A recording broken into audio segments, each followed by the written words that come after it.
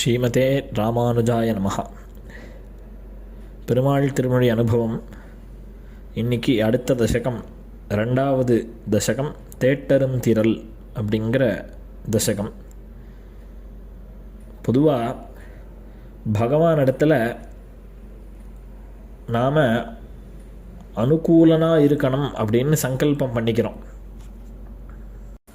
பகவான்கிட்ட நாம் சரணாகதி பண்ணுறோம் அப்படிங்கிற பட்சத்தில் 5 விஷயம் ரொம்ப முக்கியம்.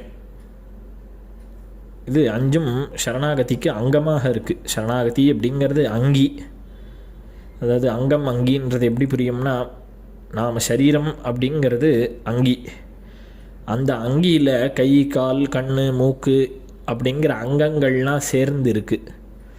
அப்போது சரணாகதிங்கிறது அங்கின்றப்போ அதுக்கு அங்கமாக இருக்கக்கூடியது 5 வஸ்துக்கள், 5 விஷயங்கள்.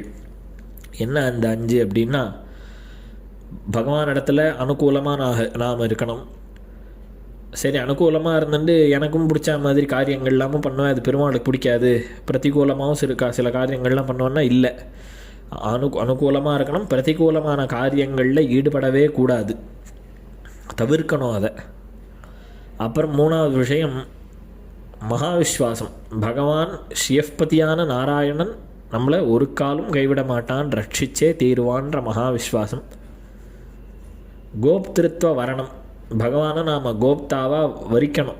கோப்தான்னா ரக்ஷகன், நீ தான் எனக்கு ரக்ஷை அப்படின்னு சொல்லி பகவானை வரிக்கணும். கார்பண்யம். நம்மள்கிட்ட கைமுதலின்மை. என்னை பார்த்துக்கிறதுக்கு எனக்கு துப்பு கிடையாது, திராணி கிடையாது. நீந்தான் என்னை காப்பாற்றணும். I am at your disposal அப்படின்னு சொல்கிறாமே அந்த ஸ்திதி, இந்த கார்பண்யம். இது 5 அங்கமும் சேர்ந்து ஆத்ம நிக்ஷேபம்ன்ற அங்கியில் போய் சேர்றது.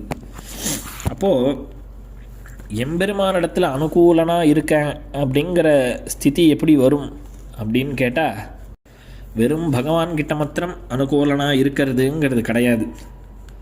எல்லாமே பாகவதாள் பர்யந்தம். திருமங்கை ஆழ்வார் பெருமாள் இடத்துல சர்வார்த்த கிரகணம் பண்ணினர். சர்வார்த்த கிரகணம்ன்றதுக்கு 2 அர்த்தம். முதல்ல திருமணங்கொல்லையில் பெருமாளும் தாயாரும் கல்யாண தம்பதிகளாக வரச்சே சர்வாபரண பூஷிதையாக பிராட்டி சர்வாபரண பூஷிதராக பெருமாள் இருக்கார், எல்லா ஆபரணங்களும் தரிச்சுண்டு. அப்போது கலியன் இந்த அர்த்தம்னா இந்த திரவியங்களெல்லாம் அவள்கிட்டேருந்து வழிப்பறி பண்ணி பாகவதத்தை தியாராதனம் பண்ணணும் அப்படின்ற ஒரு எண்ணத்தில் இருந்தார். அப்போது இந்த மொத்த நகைகளையும் வாங்கிக்கிறச்சே வாழ்வழியால் மந்திரங்கொள்னு பெருமாள் அவருக்கு அஷ்டாட்சர மந்திரத்தை உபதேசம் பண்ணுறன்ற சரித்திரம் எல்லாருக்கும் தெரிஞ்ச விஷயம். அப்போ சர்வார்த்த கிரகணம் அப்படின்னா சர்வத்தையும் அவளுக்கு அர்த்தமாக இருக்கக்கூடிய தர்ம அர்த்த காம மோட்சம்னு சொல்ல அந்த அர்த்தமாக இருக்கக்கூடிய நகைகளையும் பெற்றார். அது மாத்திரம் இல்லை, சர்வம் அஷ்டாட்சராந்தஸ்தம்னு உலகத்திலேயே எதை தெரிஞ்சுண்டா எல்லாத்தையும் தெரிஞ்சின்றவனாக ஆறானோ அப்பேற்பட்ட அஷ்டாட்சர மந்திரத்தையும் மந்திர அர்த்தத்தையும் ஆழ்வார் பெருமாள் கிட்டேருந்தே நேராக உபதேசம் பெற்றுகிறார். அப்போது இந்த அஷ்டாட்சர மந்திரத்துக்கு சாரமான அர்த்தம் என்ன அப்படின்னு அவரால் மாத்திரம் சொல்ல முடியும். ஏன்னா அவர் நேராக பெருமாள்கிட்டே சாட்சாத்தாக இந்த மந்திர உபதேசம் பெற்றுருக்கார், மந்திர அர்த்தத்தையும் உபதேசம் பெற்றுருக்கார். அப்போ இந்த மந்திரத்துக்கு என்ன சாரமான அர்த்தம் அப்படின்னு கேட்டால், ஒரு பாசுரத்தில், திருக்கண்ணபுரம் பாசுரத்தில் இந்த அர்த்தத்தை சாதிக்கிறார். மற்றுமோர் தெய்வம் உளதென்றிருப்பாரோடுற்றிலேன். மீதி தேவத்தை ஒன்று இருக்குது, மீதி தேவத்தையை போய் ஆசிரியிக்கிறேன்ற புத்தி கூடவே கூடாது. அதை விட என்ன கூடாது அப்படின்னா, இன்னொரு தெய்வம் ஒன்று இருக்குது, அதுக்கிட்ட நான் போயின்னு இருக்கேன்னு சொல்கிறவா கிட்ட கூட நாம் போகக்கூடாது. மற்றமோர் தெய்வம் உளதென்று இருப்பாரோடு உற்றிலேன். பகவானை தவிர இன்னொருத்தர் தெய்வம் அப்படின்னு இந்த விஷயத்தை சொல்லக்கூடியவா பக்கத்திலேயே நாம் இருக்கக்கூடாதான். சிலையினால் இலங்கை செற்ற தேவனே தேவன் அப்படின்ற கோஷ்டி நாமெல்லாம் இல்லை. இவரும் ஒரு தேவன் அவரும் ஒரு தேவன் அப்படின்னு சொல்கிறவாள்கிட்ட நாம் நிற்கவே கூடாது, அவளோட சேரவே கூடாதுன்னு ஆழ்வார் சாய்க்கிறார். சாதிச்சுட்டு இந்த மந்திரத்தோடைய அர்த்தத்தை சாய்க்கிறார். அஷ்டாட்சர மந்திரத்துடைய அர்த்தத்தை, உற்றதும் உன் அடியார்க்கு அடிமை, உன்னோட பாகவத்தாள், உனக்கு ததியாள் இருக்காளே பாகவத்தாள், அவளுக்கு அடிமை பண்ணுறது தான் இந்த மந்திரத்துடைய அர்த்தம். என்ன சுவாமி இந்த மந்திரத்தோட அர்த்தம்னு ஆழ்வார் சொல்லியிருக்காரான்னா மேலே பாசுரத்தை பார்த்தார் தெரியும். மற்றெல்லாம் பேசிலும் நின் திருவெட்டெழுத்தும் கற்று நான் கண்ணபுரத்துறை அம்மானே அப்படின்னு சாய்க்கிறார். அப்போது இந்த மந்திரத்துக்கான சாரம் என்ன அப்படின்னா, பாகவதாளுக்கு கைங்கரியம், பாகவதாளுக்கு பரதந்திரனாக இருப்பது அப்படிங்கிறது தான் விஷயம். அப்போது அனுகூலமாக இருப்பதுன்னா பகவானை சேர்ந்த எல்லா பிராணிகளிடத்துலையும் அனுகூலனாக இருப்பதுங்கிறது சாஸ்திரம். அப்போது அனுகூலம்ன்ற சப்தத்துக்கு என்ன அர்த்தம் அப்படின்னா, ஆனுகூல்யமிதி புரோக்தம் சர்வபூதானுகூலதா அப்படின்னு பிரமாணம். ஆனுகூல்யம்னு எது சொல்லப்பெற்றதோ அது சர்வபூதங்களிடத்திலேயும் அனுகூல புத்தியோடு இருப்பதுன்னு தெரியறது இதுலேருந்து. அதனால் இவன் பாகவதர்களுக்கு அனுகூலனாக இருப்பது மாத்திரம் இல்லை விஷயம். இதர பிராணிகள்லாம் இருக்கே, மாடு நாய் நரி பூனை, ஆற்றுல இருக்கக்கூடிய கரப்பாம்பூச்சி பல்லி, இதெல்லாம் இந்த மாதிரி பிராணிகள் விஷயத்திலையும் சாஸ்திரத்தில் சொல்லியிருக்கக்கூடிய வரம்பை மீறாமல் அந்த பிராணிக்கு எவ்வளோ பரியந்தம் அனுகூலமாக இருக்க முடியுமோ அதுக்காக அந்த பிராணியை ஆற்றுல சாம்போட்டு வளர்க்க வேண்டாம். இந்த மாதிரி அனுகூலமாக இருக்கிறது தான் பகவானுடைய திருவுள்ளத்துக்கு உகப்பு அப்படிங்கிறது தெரியறது. ஏன்னா நிற்கின்றதெல்லாம் நெடுமாலென்றோராதார் கற்கின்றதெல்லாம் கடை அப்படின்னு சர்வ வஸ்துக்களும் பகவான் அப்படிங்கிற ஞானம் ஏற்படணும் நமக்கு. சர்வம் பிரம்மம் அப்படின்னு மனசில் நாம் அந்த நினைவை வச்சுட்டு சாந்தியோடு இருக்கணும். அப்படி இருக்கிறவா தான் பிரம்மஞானிகள் அப்படின்ற பேர் அவளுக்கு கிடைக்கிறது.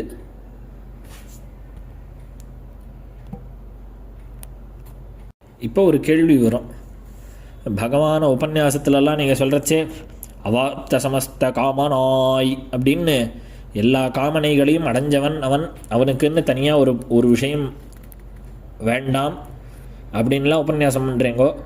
அவனுக்கு இந்த நாம் அனுகூலனாக இருப்பது அப்படிங்கிறது, நாம் அனுகூலமாக ஒரு காரியம் பண்ணுவதுன்றது எதாவது உண்டா அவனுக்கு? அவன் தான் அவாப்த சமஸ்த காமனாச்சே அப்படின்னா, அவாப்த சமஸ்த காமன் அப்படிங்கிறதுக்கு அர்த்தமே தனக்கு வேணுன்ற சமயத்தில் எதை வேணால் சாதிச்சு கொள்ள சமர்த்தனாக இருக்கிறதுன்றது தான் அர்த்தம்.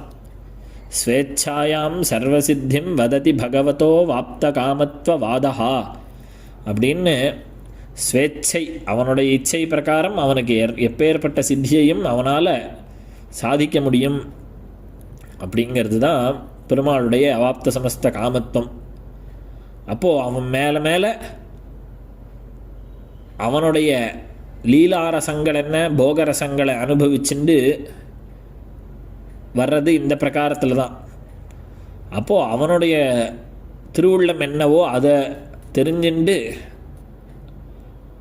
அவனுக்கும் அவனுடைய பாகவதர்களுக்கும் அனுகூலனாக இருக்கணும் அப்படிங்கிறது தான் விஷயம். இப்போ நாமெல்லாம் அனுகூலமாக இருக்கணும் பகவானுக்கு அப்படின்றதுக்காக தான் பெருமாள் பலவிதமான அவதாரங்கள் எடுக்கிறார். அவர் ஸ்ரீவைகுண்டத்திலே உட்காந்துட்டு சாஸ்திரத்தில் இப்படி சொல்லியிருக்கு, நீங்கள் இப்படி நடந்துக்கோங்க அப்படின்னா சிரமம் அதை அனுஷ்டிக்கிறதுக்கு. இப்போ பகவான் விபவாவதாரம் பண்ணுறான், ராமகிருஷ்ணாதி அவதாரங்கள், அதுக்கப்புறம் அர்ச்சையாவும் அவதாரம் பண்ணுறான். பண்ணி நாம் பண்ணக்கூடியதான பூஜை புனஸ்காரங்கள் எல்லாத்தையும் எதிர்பார்க்கறது நாம் அனுகூல புத்தி நமக்கு வரணும் அப்படிங்கிற ஒரே காரணம்தான். அப்போது பகவானுடைய திருவுள்ளத்தை கொஞ்சம் நாம் யோசித்தோமானாக்க, பகவானை ஆராதிக்கிறத காட்டிலும் பாகவதாளை ஆராதிக்கிறதுல பெருமாளுக்கு நிறைய திருவுள்ளம் இருக்குங்கிறது தெரியறது. சாஸ்திரம் கூட ஆராதனானாம் சர்வேஷாம் விஷ்ணோர் ஆராதனம் பரம் தஸ்மாத் பரதரம் புரோக்தம் ததீயாராதனம் பரம் அப்படின்னு லோகத்தில் எத்தனையோ தேவதைகள் இருக்கா, அத்தனை பேரை ஆராதனம் பண்ணுறதை காட்டிலும் பகவான் ஸ்ரீமன் நாராயணன் இருக்கானே அவனை ஆராதனம் பண்ணுறது வசத்தி அப்படின்னு தீர்மானம் பண்ணா. அங்கே ஒருத்தர் கேள்வி கேட்டா, சரி இந்த தேவதைகள்லாம் காட்டிலும் பெருமாள் ஆராதனம் வசத்தின்னு சொல்கிறீங்கோ, அதையும் காட்டிலும் பெரிய ஆராதனம் என்னன்னு உடனே அவள் அதே கவுன்சிலில் டிக்ளேர் பண்ணிட்டா, அந்த பகவான் ஆராதனத்தை காட்டிலும் பாகவத ததி ஆராதனம் பண்ணுறதுங்கிறது ரொம்ப வசத்தி அப்படின்னு சொல்லிட்டா. இப்போ ததி ஆராதனம் அப்படின்னா லோகத்தில் நாம் என்ன நினச்சிட்டு இருக்கோம், ததி ஆராதனம் அப்படின்னா அவள் பாகவதாளுக்கு நல்ல சமிருத்தியான சாதம் போட்டு அவள் ஆராதனம் பண்ணுறதுன்றதை மாத்திரமே நினச்சிட்டு இருக்கோம். ததி ஆராதனம்னா சாதம் போடுவா, இல்லை குழம்பு கறந்து கூட்டு சாத்தமுது திருக்கண்ணமுது இந்த மாதிரி பட்சணத்தோடு அவளுக்கு அமுது செய்விப்பது தான் ததியாராதனம் நினச்சின்னு இருக்கோம். அது ஒரு பார்ட். ததியாராதனம் அப்படின்னா பாகவதால ஆராதனம் பண்ணுவது, பூஜை பண்ணுவது, ஹாஸ்பிட்டாலிட்டி பண்ணுவதுன்னு அர்த்தம்.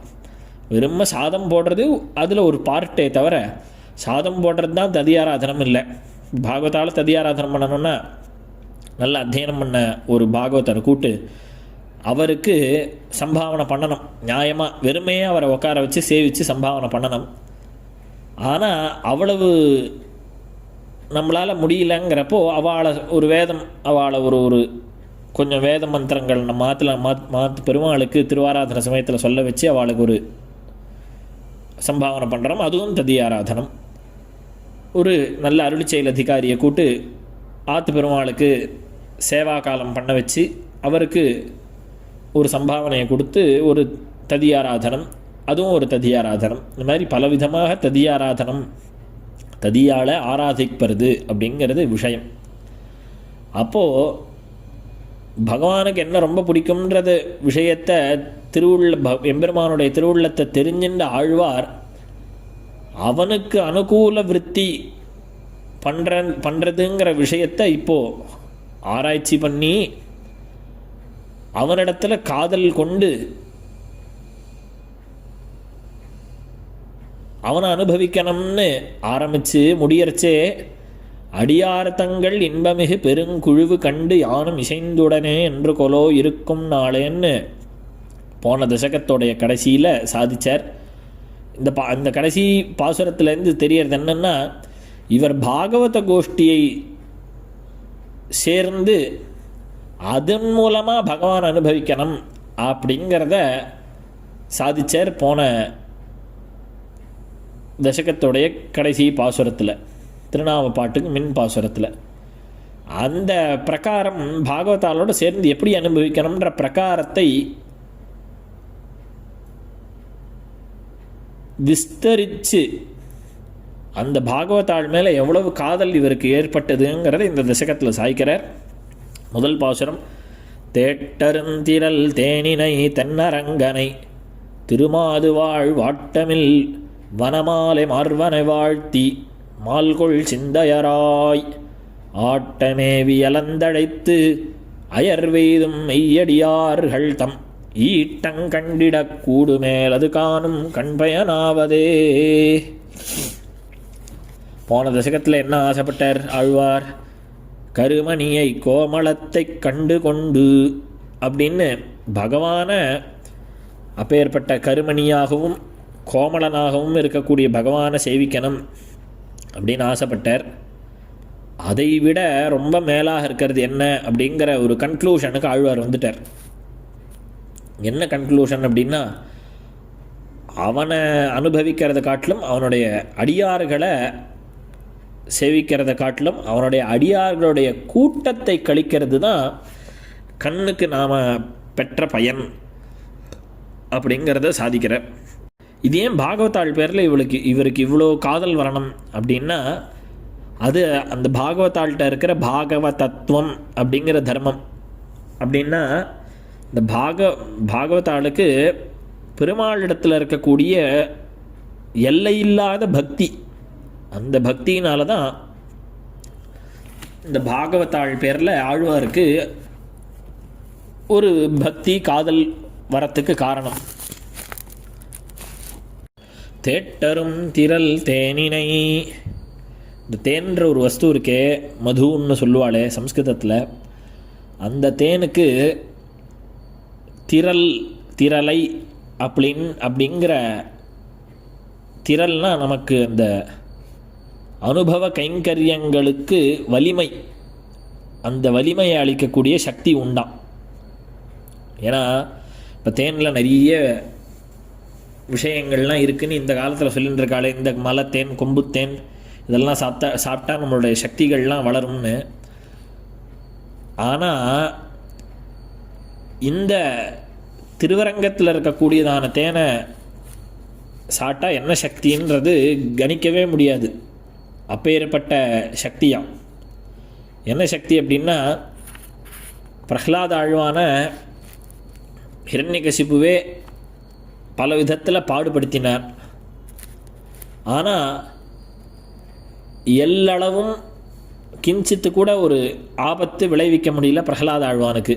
எதனால் அப்படின்னா, பிரஹ்லாத ஆழ்வானுடைய பக்தி, பிரஹ்லாத ஆழ்வான் பெருமாளை தேன் போல பருகின்றே இருக்கிறதுனால அப்பேற்பட்ட சக்தி இருக்கக்கூடிய பிரஹ்லாத ஆழ்வானை ஒன்றுமே பண்ண முடியல. அப்போது பகவானுடைய இந்த தேன்னு சொல்லக்கூடிய பகவான் இருக்கானே, அவனுடைய தேட்டரும் திரள் ஆராய்வதற்கே ரொம்ப சிரமமாக இருக்கக்கூடிய அனுபவ கைங்கரியங்களுக்கு வலிமையை கொடுக்கக்கூடியதான தேன் இந்த தென்னரங்கன். தேனினை தென்னரங்கன் அழகிய ஸ்ரீரங்கத்தில் எழுந்தருள் இருக்கக்கூடிய பெருமாள்.